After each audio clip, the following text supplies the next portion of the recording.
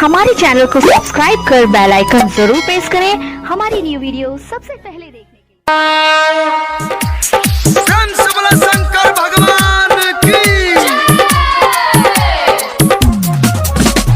DJ Sumit Satish भैया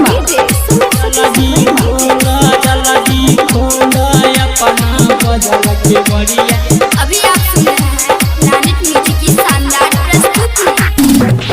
कहाँ बोरो सजा के हम एलिया तोर दुआरिया होना हो बाबा एलिया तोर दुआरिया होना हो बाबा जल्दी खोलाय अपन बाजार के बड़िया होना हो बाबा जल्दी खोलाय अपन बाजार के बड़िया होना।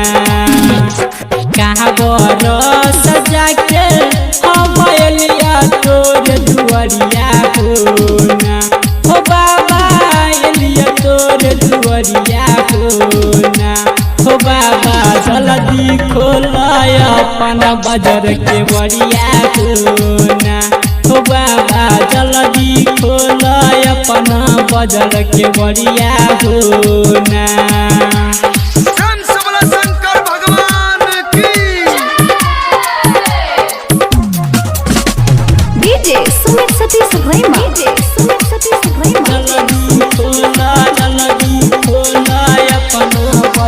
अभी आप सुन रहे हैं प्लैनेट म्यूजिक की शानदार प्रस्तुति। हाथ जोड़ के खा छियो बन के लाचार हो देखो ना बाबा हम अलिया दुआर हो।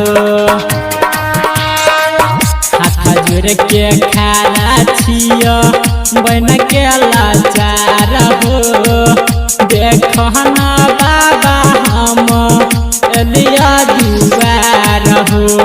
कोई बोले से पहले एलिया तोर चरनिया होना हे भोला बाबा तोरे चरनिया होना हो बाबा जल्दी खोलाय अपन बाजार के बड़िया होना हो बाबा जल्दी खोलाय अपन बाजार के बड़िया होना।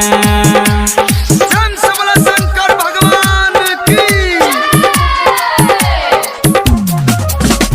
डीजे सुमित सतीश भैया जल्दी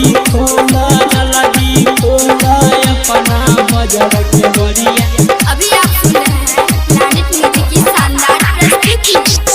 बचपन से सोचने छलियै बनबै गबैया पार कह दर मंजी के बाबा हो नैया। बचपन से सोचने रहियै बनबै गबैया पार कह दर मंजी के बाबा हो नैया। सोना के साथे ए बबैना के कवरिया होना ए भोला दानी बन के कवरिया होना हो बाबा जल्दी खोलाय अपन बाजार के बड़िया होना हो बाबा जल्दी खोलाय अपन बाजार के बड़िया होना।